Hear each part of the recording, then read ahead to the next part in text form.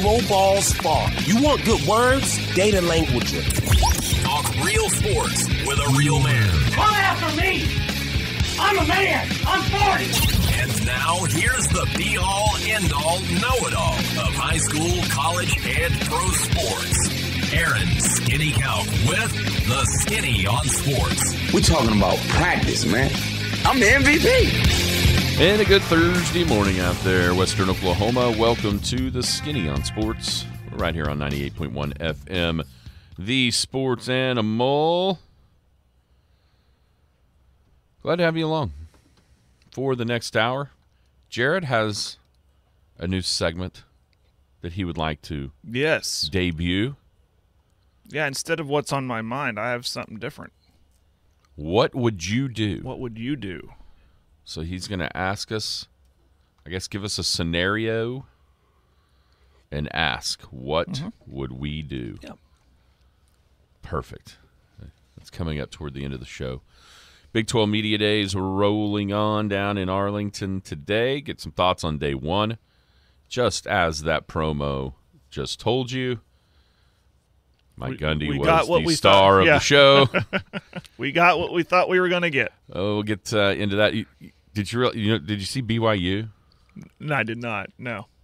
Apparently they were in, everybody else was in a suit. Mm-hmm. They were in their suits. Like uniforms? Yeah. Like, hey, man, that's not how we do things here. They've never – so I was listening. Well, but they've never been a part of a media day. They've never been a part – they only had their own. They had a media day, but it was just their own because they were independent, weren't in a conference. Man, that's a storyline that everybody forgot. Yes. No one thought about that. I guess that they just listening throughout the day yesterday, just how pumped up not only the players and the coaches, Kalani Sitake was, but also like the media. The BYU media was really excited to, not just be there covering their own team. So that was pretty interesting. Yeah. One of the major topics coming out of yesterday from one Mike Gundy was the Bedlam conversation of continuing, not continuing. What do you want it? Do you guys out there want that game to happen on either side? What are positives? What are the negatives for that game continuing? Then we'll look ahead to today. What are you looking for today? And then look into your Brett Yormark, pretty coy, not a ton out of him, basically preaching patience as far as the conference realignment, adding teams to the Big 12. As we suspected yesterday, there wasn't any ground or earth-shattering revelations there. But now we can get into all of that kind of stuff, and then, of course, what's going on today, who's there. Jared, last night is an example of why we can't have nice things. Okay. In a certain anxious to hear in about a certain sport, why we can't have nice things. Okay. And then, recap the Oklahoma State Amateur. So close to history for one writer, Cowan. 225-9698 is the phone or the text line. That's 225-9698. Give us a call, shoot us a text. We can talk about any of those things or whatever else might be on your mind. Feel free to chime right in at 225-9698 if you're going to be outside of the listening area and you want to stay in touch with the show live. A couple of ways to do that. You can log on to kadsam.com or you can download the app. Paragon app has it all. It's got radio. It's got the Penny News. You can go check out and pick up a brand new copy of the print edition of the Penny News right now. It's everywhere at your favorite local newsstand. Big Elk and Paragon TV, closer than you think to being back on the air. The high school sports season fast approaching. And then also the Skinny on Sports podcast. If you missed the show entirely, you can go back and check us out anywhere and everywhere podcasts are available. How are you this morning, Jared? Very good. How are you doing? A little tired. Stayed up too late. What? You went to the movies. Yeah. Fun. What'd you see? That new Mission Impossible movie. It was pretty good. Long. It was pretty good. I enjoyed it. Were you? And it leaves on a cliffhanger, so you got to go back next year. But I enjoyed it. It was really good. was everything what we expected to be with Tom Cruise and death-defying stunts and all that stuff. It was fun night at the movies. Well, I say fun. It kind of ties into what would you do coming up here in a little bit. I'm sorry, I don't know this Tom Cruise guy. I only know Tom Mapother. Right. Well, very good. Shout out to our man Ed. He went with me. Oh, really? Yeah. Ed Crapcha. Yep. Crapchaw. Crapchaw. Yeah, we met up at a Boomtown, hung out for a little bit, caught up, went over to movies. What did you eat at Boomtown? I just had appetizers. What did you have? Fried pickles. Fried pickles. Yeah. You know what's good there? He had the nachos. The nachos are good there. He had the nachos. Chicken? Did you go chicken or beef? I think he went beef. I don't think I've ever had the beef ones. I've just had the chicken ones. But man, it's Boomtown's good. Yeah. Yeah, it was I mean, it wasn't busy and good food. Had a couple brews and went over and watched a movie. 2 hour and 42 minutes, yeah, you said? Very long movie. It started at 7:30, got out of there after 10 o'clock. It's like, whoa. You know, it appears to be... But you don't feel, a good movie, you don't Yeah. realize how long a movie is until you look at your watch. And I'm really good about turning my phone off, turning my watch off, all that stuff, and watching the movie. Just kind of disconnecting from everything and just enjoying the movie. And it went by pretty fast, it felt like. When I walked out, I looked down. Like, whoa, it's already 12 minutes after 10 o'clock. You know what else appears to be a long movie? What's that? Oppenheimer. Yes, I'm looking forward to that one. That's probably my next in-theater experience. I like Christopher Nolan, and I like history. So what better too? He did a history movie, Dunkirk was pretty good. Was it? See, I never watched that one. It was pretty good. And this one I'm hearing is really good too. That one, and then I can't wait for Killers of the Flower Moon in October. That one's the one that's being shot in Oklahoma, right? Yeah, it was made in Oklahoma. Scorsese obviously directed, helped write it. Is that based off of a true story? It is. There's a book by the same name I encourage everybody to read. I've read it and could not put it down.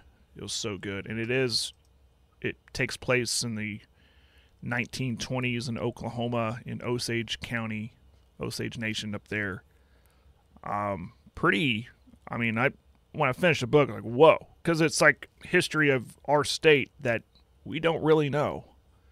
And that breaks it down, and it makes sense that Scorsese's making the movie because it's crime and all that, but also a really good story, and there's good actors in this movie. I'm looking for it, and I've heard that run time is pretty long too. But last night's movie was good.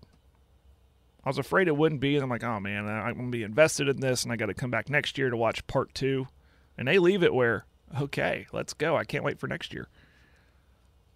Bravo to Tom Cruise for making going to the movies an enjoyable thing, like with the stunts and a good story, good humor, and all that stuff. It was fun. But yeah, Killer's Flower Moon. Go find that book. Okay. Go find it. I had it, but I sent it off to a buddy in Mississippi because he wanted to read it, so I just put it in the mail for him. I'm really good about that. I read a book, I'm like, hey, you need to read this, and I'll just give the book away because I don't read books twice, But I encourage people to go find that. Well, very good. Very good. Man, what a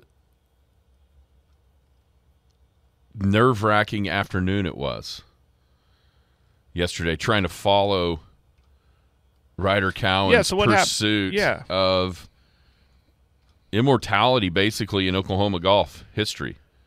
He was yesterday morning while we were on the air, started his semifinal match in the Oklahoma State Amateur. Was cruising, or it looked like he was cruising, 4 up with 7 holes to play after he won the 11th.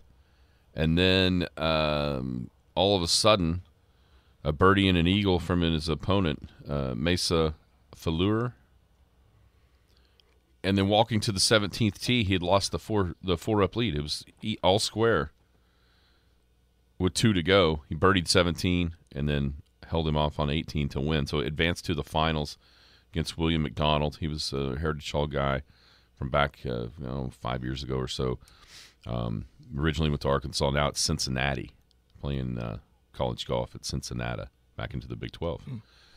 But anyhow, it was just back and forth and back and forth. McDonald led 2 up going into number 9. Ryder won 9, 10, and 11 to take a 1-up lead. Then lost 13 and 14, so he went from 1 up to 1 down. Tied it back up on 15, so all square with 3 to go. But then back-to-back bogeys on 16 and 17 there at Southern Hills. And William McDonald is your state amateur champion with Ryder coming in second. Man, what a run he has had over, the past 2.5 months, starting over in Weatherford with the Class 4A individual and team state titles, the OGA Junior, the OGA Stroke Play, and then coming up just shy of becoming the first person ever to win all 3 of those OGA events in the same summer. Not much rest for the weary. He played a ton of holes up there at Southern Hills. Hot Southern Hill, I'm sure, was smoking the last couple of days up there. But coming up on Monday at Rose Creek there in Edmond is the U.S. Amateur Qualifier. So a good time for that coming up, for at least for the way that Ryder's been playing. Yeah. Efforting to see if we can't get him on here at some point in the near future. But, man, just so close to making history there in Southern Hills yesterday. That's awesome. I'm anxious to get him on here, too. We could almost fill an entire hour with him, I bet, with the bunch of questions we have for him. But that's awesome. He's on his way. I'm excited for his future.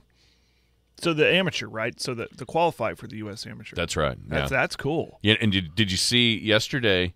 So I had somebody we were talking about, yesterday morning, and the question was posed to me, man, do you think that Ryan Hibbles there? I was like, I'm sure he is. He wasn't. You know why? No. Why? He was trying to qualify for the U.S. Amateur. Are you serious? And he actually went into yesterday in the lead. Wow. Of his qualifier, and then shot 79. Oh, darn. 64-79 were his rounds, and so he comes up short of being able to qualify for the U.S. Am. But that's I thought that was pretty interesting.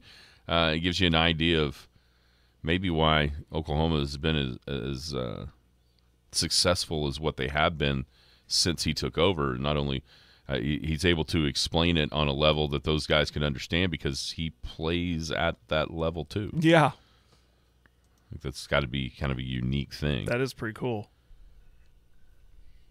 I'm looking through the tee time sheet here for Monday. Nathan Womack from right here in Elk City, along with Cowan. Man, there's a bunch of names that you recognize in the qualifier for the USAM coming up on a Monday at Rose Creek. Let's see. The amateur is at Cherry Hills in Colorado, the site of Arnold Palmer's famous U.S. Open charge from back in the day, where he drove it on the first green and came back to win. So that'll be something to look forward to. Maybe better weather, too. You think you would assume Colorado. Probably be pretty nice up there right about now. Yep. Compared to the 100,000 degrees that it is here. Jared. Yes. Last night is why we can't have nice things. Do you know what I'm talking about? I'm racking my brain. I do not know. Well, you were Mr. Soccer just the other day. Oh, I did see that they lost. Is that what you're referring to? Yes. Panama. Yeah. Really?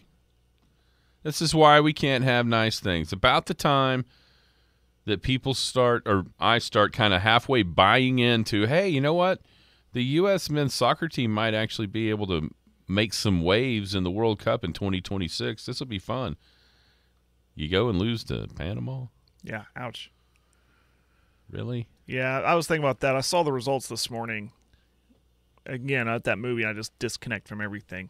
That was a day to go to the movies, by the way, because there wasn't really a lot of sports other than this soccer game we're talking about. Yeah, it's like the I'm only not thing. staying home to watch the ESPYs. So I was going to ask. That was No. going to be my final question of the first segment. But saw that they lost in PKs and thought, okay, I mean, why I was interested is because it's not so much about winning this thing. It's about how will they develop for the World Cup, because we're being told this is a young core and they're going to be developing towards a World Cup. But listen, if you can't win this thing, I mean, that doesn't bode well for how you would compete in the World Cup. And I know it.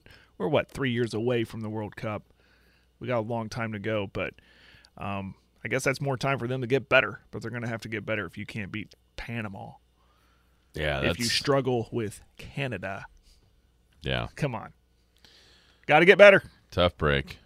About the time we think U.S. soccer is going to be fun, they lose to Panama. Well, I mean, I'm trying to be optimistic. There's a lot of time left between now and the World Cup, and they again got to get better. So I'm sure. And I'm sure Scotty G will have more insight to that when he comes in here tomorrow on how they can get better. Yeah, so they don't have to qualify for this World Cup, right? Because they're a host? Yeah, Is that the rule? I don't know. I think so. Well, that's good. I mean, how's that work, though? So is because- it all three? Is yeah, it it's U.S. Canada and or is this the spot? I don't know. I'm not entirely sure. I would like. I hope that they do have to qualify. And I'm not a big fan of going in any sport, any tournament, any level, of just because you're hosting, you get an automatic bid. Yeah, we better just go ahead and accept it though if it's offered, or we'll fool around and not make it. Yeah. Did you watch any ESPYs? No, I don't watch the ESPYs in years. Doesn't interest me. I didn't watch it. Yeah. I looked up where I was at. I looked up one time, and the first person I see on the television screen, and you couldn't hear it because the sound was down, was LeBron. And I thought, oh, I'm so glad I'm not watching this. Right? I'm just The Chiefs, a bunch of Sooner fans are upset. The Chiefs were the team of the year, not the OU softball team. I don't have enough. I don't have enough energy to get riled up about that. It's the ESPYs. What a cool idea that they just absolutely wrecked. Just wrecked it. with the ESPYs. Yes. Yeah, it was cool when it started. Yeah. It was fun and cool. You went from Jim Valvano's never give up speech to that crap that I'm just sure was being talked about on the stage last night. Right. With the wokeness. Yeah. That's Anytime purple-haired Rapino is anywhere near a microphone, I am tuning out. I'm tuning out.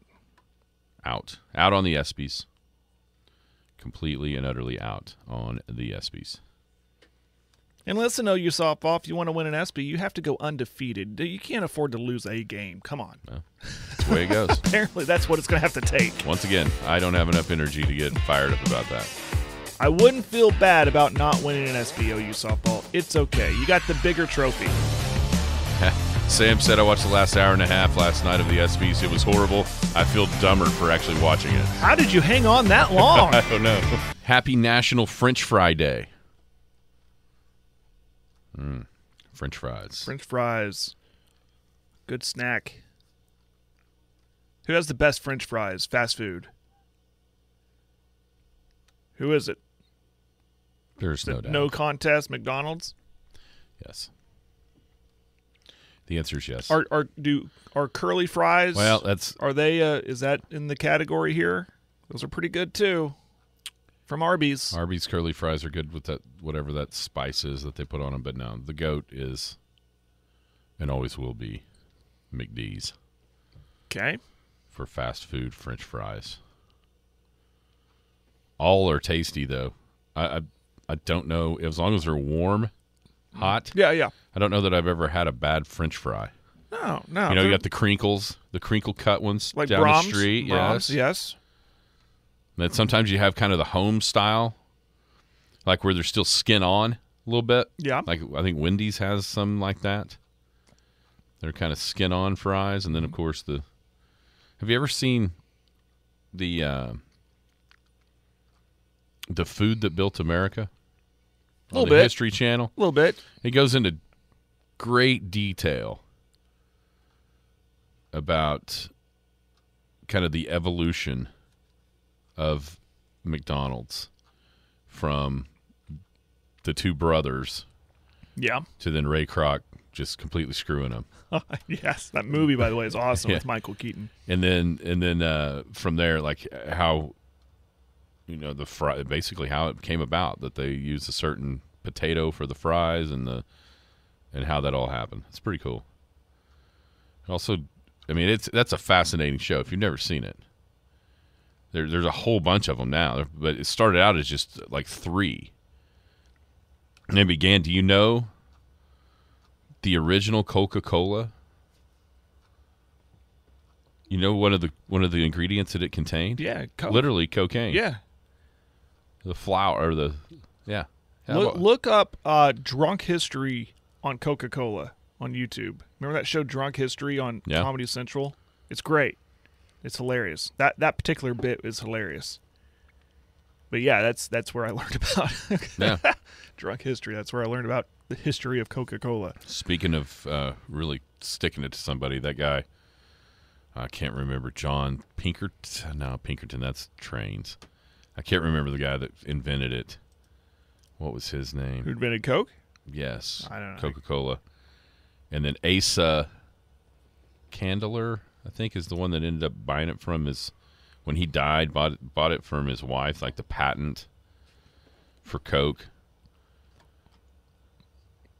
And, I mean, for just an absurdly small amount. Yeah. And then, now it's Coca-Cola. So that's probably working out pretty good for his heirs. Being kind of shady. Yeah. A bunch of shady stuff went down. Did you know that the Reese's, Reese's cups? Yeah, I know. I love them. He actually worked for Hershey. I did not know that. Yeah, isn't that wild? Did you know that in the fight to be like the first like real branded cookie, the secret to the Oreo's success was that they made a deal to get Hershey's chocolate as their cookie? You are full of food history knowledge. I watched today. I watched this whole thing. That's amazing. Oh no, there's all kinds of different little nuggets. I need all to check kinds. this show out. Oh, it's awesome. We gotta be careful. Anytime there's a topic of food, we can go on for There's the about entire 4. hour. Right now. There's about 4 seasons worth of them. I mean, it's anything you want. Yeah. Anything that you can think of with food, and a lot of it, like Subway. I mean, those dudes were so brilliant on how they came up with that, and to get that to work, and then the move that changed Subway and made it from what it was into the, you realize that there's more Subways than any other restaurant in the world. I've heard that, and I'm hearing that Subway might be for sale or be sold, and The whole thing, I'm hearing rumors. the about franchise, that. Yeah, like you talking about, like when you say Subway, like corporate Subway. yeah. Oh my Lord! You know how much money that's going to cost? I'll have to look. I gotta be thought I had tens of heard billions of news dollars. about this. Anyway, you know what the game changer was for Subway? I remember the cards, like the sub. You go get and then you can earn a free sub. I was sad when they did away with that. But what was the game changer? Baking their own bread in the Oh different yeah, deals. yeah. You walk in, you smell that fresh bread. Being able to, because it went from having to, they as they started growing, it was impossible to get all the bread to the different franchises, and that's when they came up with baking it right there on site, and that was the game changer for Subway. And it's just been this juggernaut ever since. I think there's like 3,500 of them. Yeah, the biggest chain restaurant in the world. Who'd have ever thought? And you know what? Another thing that was genius, letting you pick. Making your own, yeah. Letting you pick your and seeing it. was so wise. I've had Why couldn't we thought of on this, the Jared? same business model. I've wondered if a place like that, but with like pizza, but people would have to wait for it to cook. But People come in and you just have your pie right there, and go, okay, what do you want on your pizza? And you just make your own pizza. But my idea was like do that like in a bowling alley or a place like Dave and Buster's or Main Event, something like that, where people can go and play, and then they come back and get their pizza when it's ready. There was a place in Columbia, Missouri, when Roper was up there. You got to not only pick out, because like if you go to like Texas Roadhouse, you can pick out your steak, right? Mm-hmm. Mm-hmm. Not only did you get to pick it out, you got to cook it. Oh, wow. That was pretty cool. It's called Alexander's. I don't think it's open anymore, but maybe because people just cook their own steaks at home. Here we go again. We're going down the rabbit hole of food. I am anxious now. We're talking about pizza. I got that pizza maker. I'm anxious. I haven't even took it out of the box last night. I went and bought a pizza maker. Oh, man, you got to do that at lunch. Bring me a pizza for lunch. Yeah, I need to figure that out. I don't know if I even have time before vacation.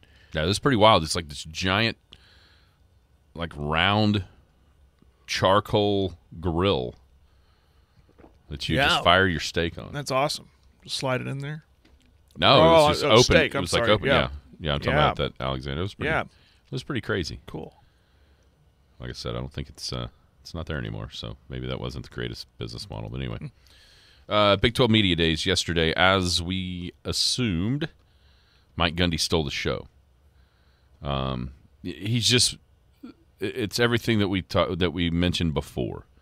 He's so comfortable in his own skin. He's been there forever.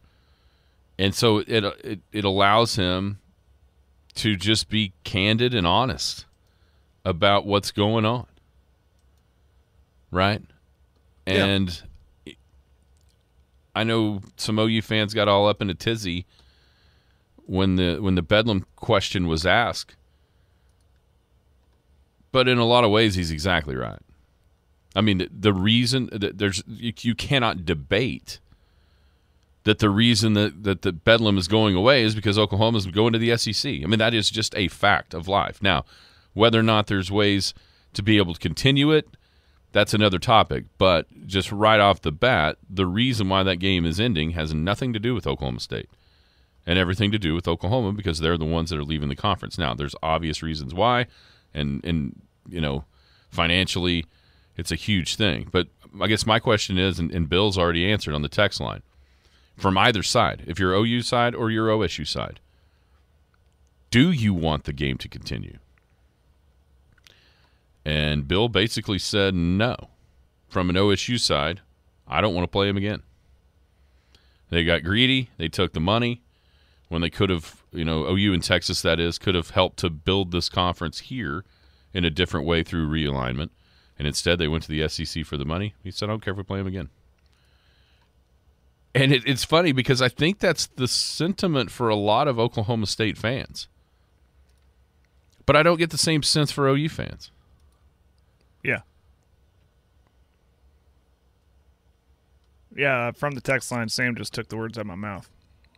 Well, of course, everybody, if they're offered, goes. But money talks. If someone came to me and said, no offense, Aaron, but if someone said, hey, come do this show for double the money, I'm like,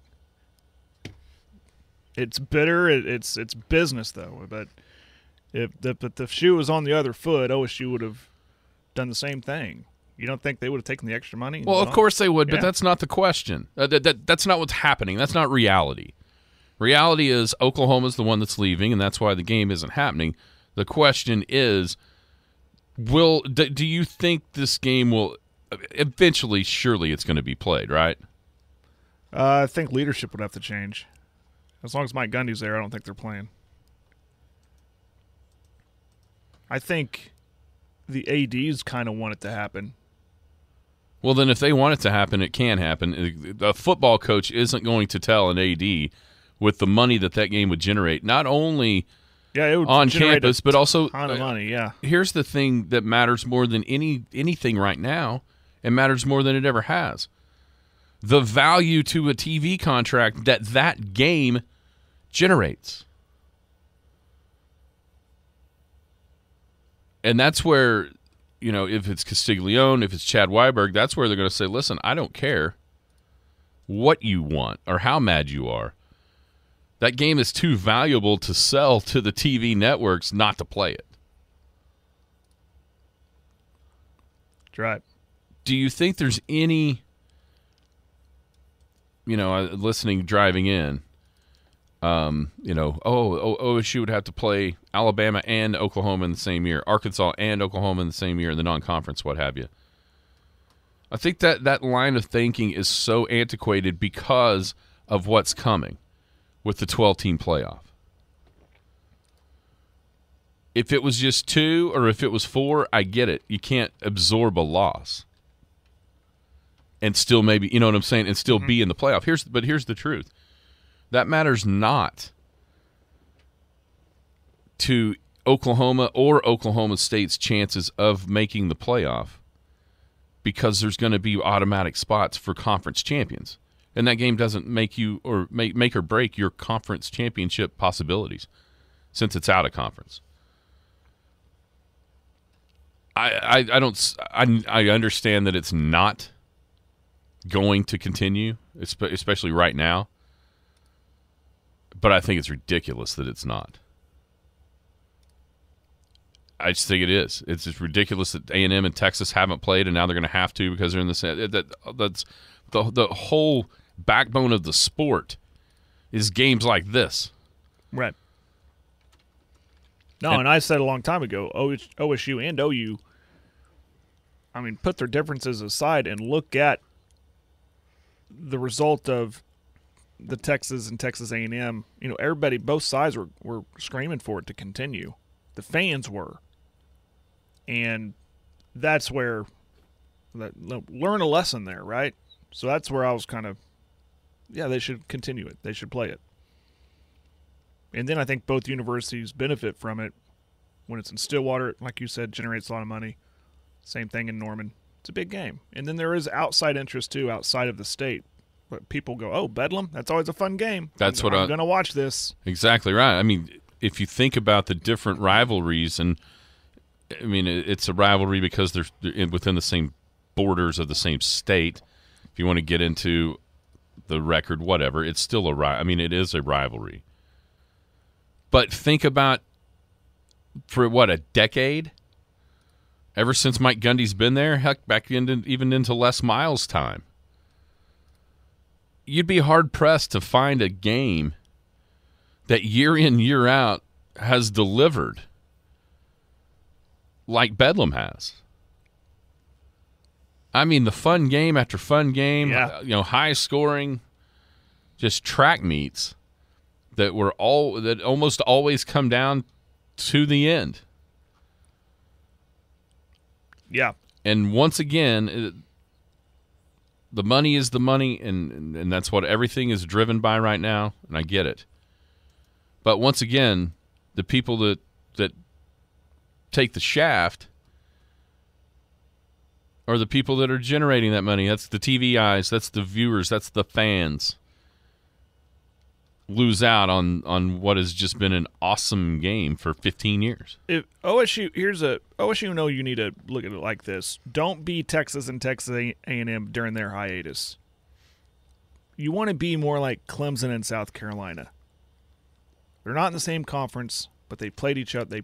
That's an annual rivalry game that always plays. Now, not as long as Bedlam has, obviously, but they make it work. They always know this is a game we will play. It's a non-conference game. We'll play it when they play that, like November. Yeah. So it can work. Yeah, it just has to be one. You just have to want it to. Yeah. All this crap about. We have our schedules out through a certain year.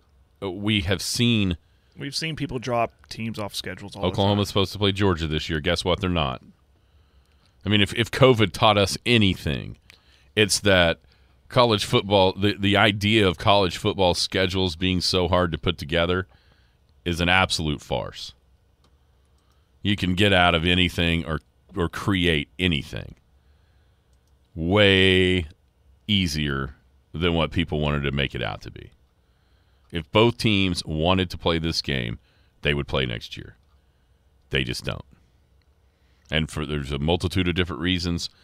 But at the end of the day, for me, I can't stand it because it's one of the best games of the year in the country.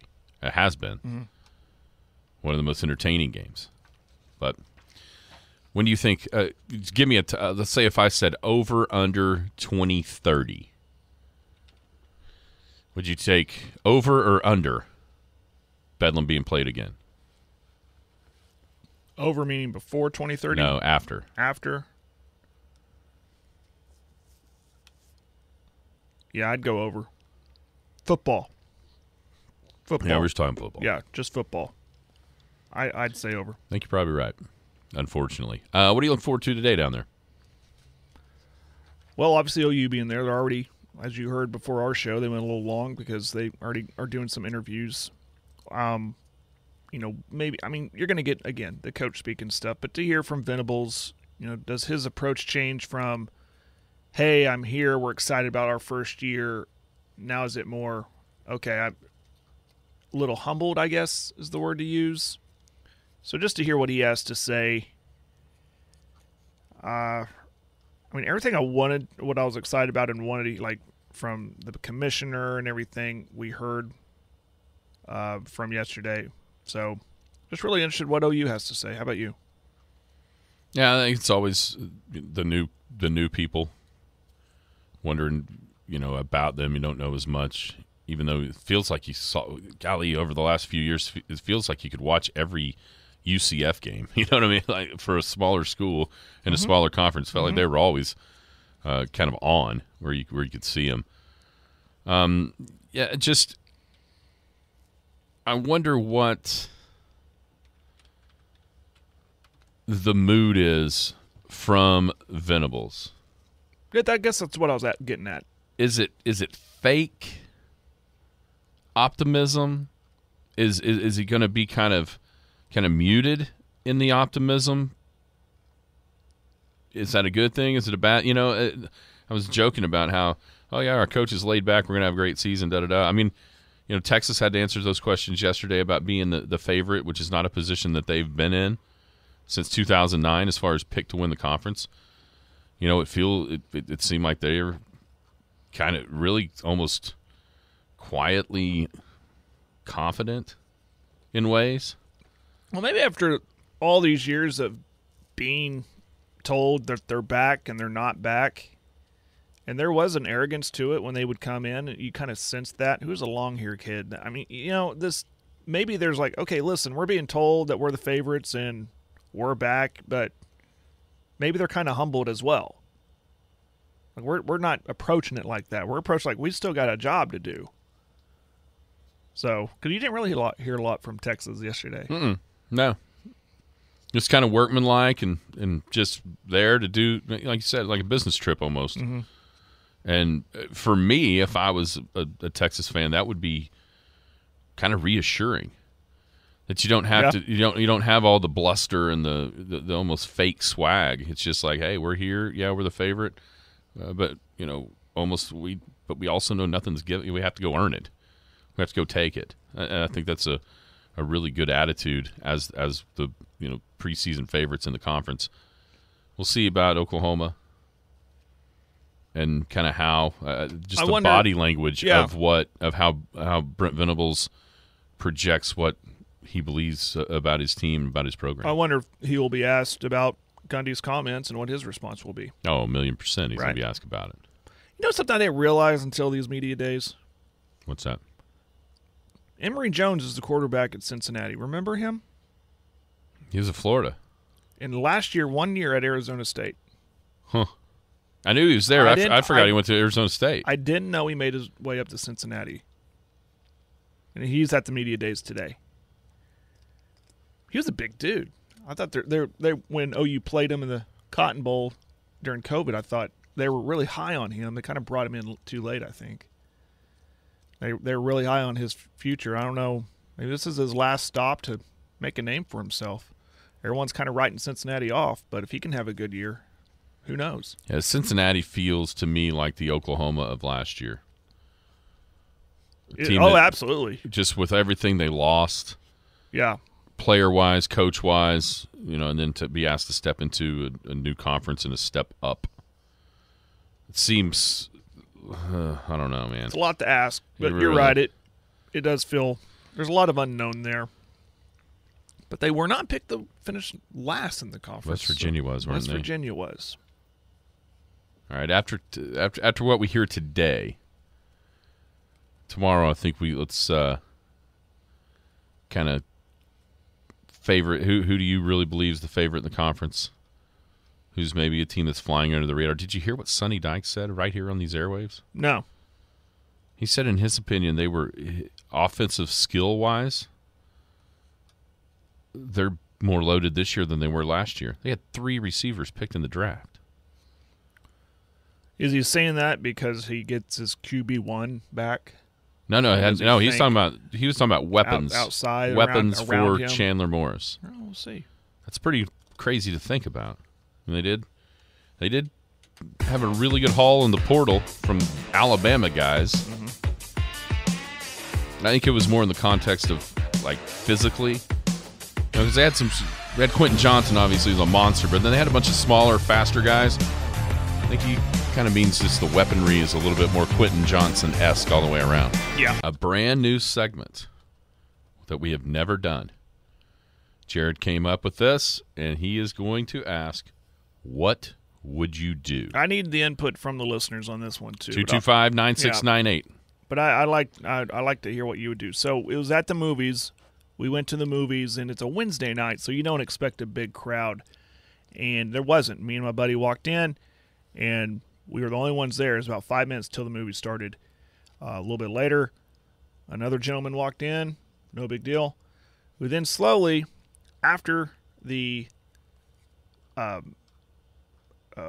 preview started, and even into when the movie actually started, I wouldn't say teenagers, maybe 12-year-old boys, maybe 13, somewhere around there, slowly started walking in. Maybe about 8 of them. And what do? They're unaccompanied by adults, so what do? They go to the very top, sit in that back row.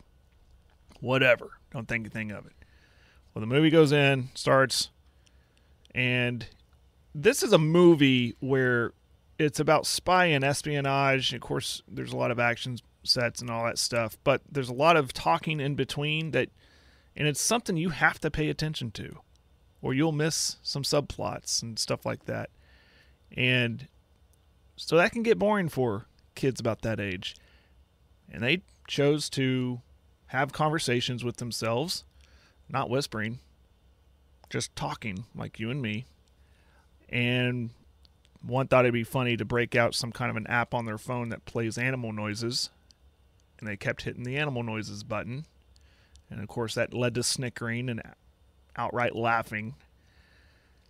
So that's where I pose the question. What would you do in that scenario? I'll tell you what I did, but I want to know, what would you do? It's interrupting. I was trying to let it go, but it was distracting.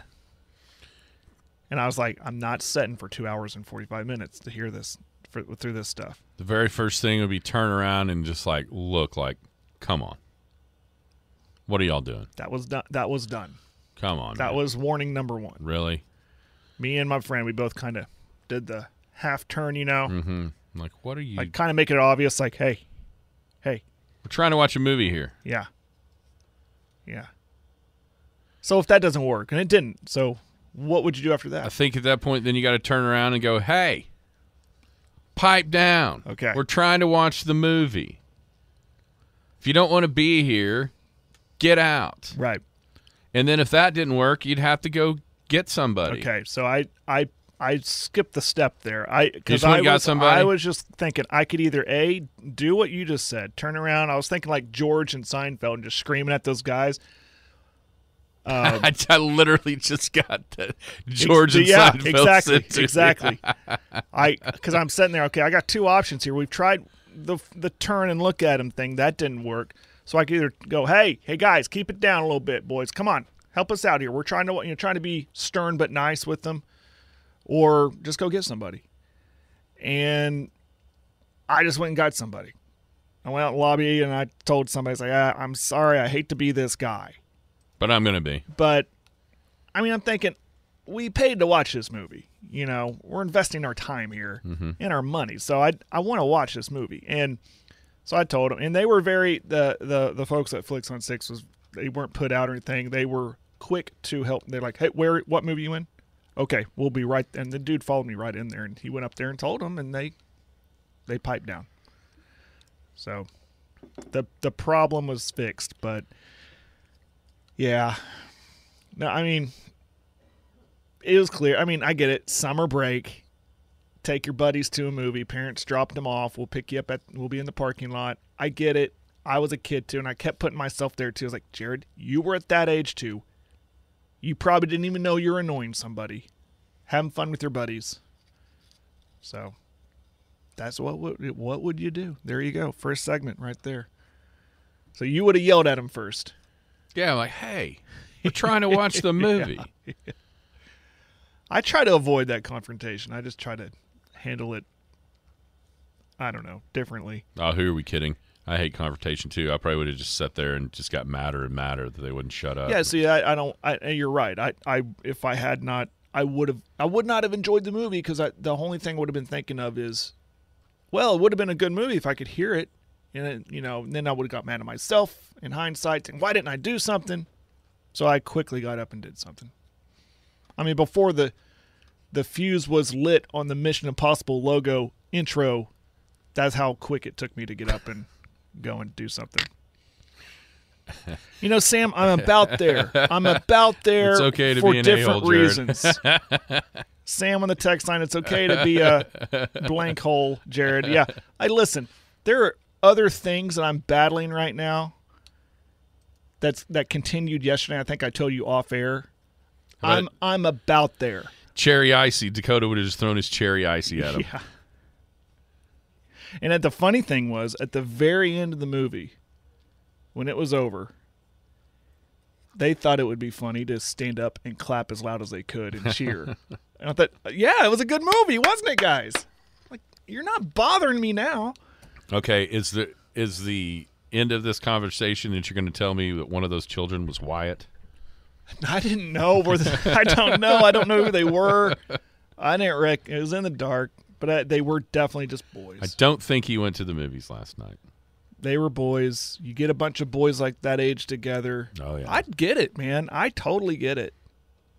It sounds like little girls back there giggling. Oh, just snickering and I get it because I was that age too. Man, I just saw this video of the clearly entirely drunken best man at some wedding. You set some on fire? No, he just goes up as they're cutting the cake. Yeah. The wedding cake, just goes up and just destroys it. And then got punched in the face by the groom. He goes up, and it looks like it. I mean, everybody's seen this. Like 1-year-old birthday, the kid gets in like the high chair, yeah, and just destroys a little bitty cake or whatever. It's exactly what this guy does. The best man in this wedding goes up and just like crumbles it all up, tries to smear it on the dress, the white dress. It's a red velvet cake, is what it looks like. And the groom you can tell, what are you doing, bro? They square up, and he just punches him in the face and knocks him down. There's a great video. It looks like a drunk uncle at a wedding, and they're walking outside, and there's like a candle or something, and he knocks it over into some kind of table dressing and it just lights up. Really? And he's you can tell he is inebriated, and he just takes his arm and just swipes it down to the ground. And then he starts stomping on it, and it's a miracle he didn't catch on fire. He puts the fire out and then continues to start dancing, and then you could tell his wife comes up and just kind of puts a finger up and said, "Stop it. Stop it." And he's just, what? It's funny. Oh, wow. Shots fired down in Arlington. No. Big 12 Deputy Commissioner Tim Weiser. Oh, you mean in the you don't mean literally. No, just okay. quote. about OU Texas. Ah, here we go again. I think their decision was more about affiliating with a group of schools.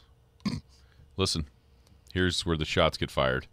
They would rather get beat by Alabama than Kansas State or Florida than Iowa State. I didn't see that yesterday. Ouch. Does that give you much confidence in the handling of the last season? That's going to be a topic for tomorrow. Oh, no. There's going to be... How will the send-off be? Oh, it's going to be horrible. It's going to be horrible. Whoa, I didn't see that yesterday. Just words, man. Meanwhile, they're holding money bags in Norman and Austin. Speaking of holding, wasn't there like one holding call all last year in conference play? Yep. Sooners. You've been listening to the Skinny on Sports podcast with Aaron Cowan. Be sure to hit that subscribe button to get alerts of when the latest podcast is available. Thanks for listening. That ball is blistered to right. Way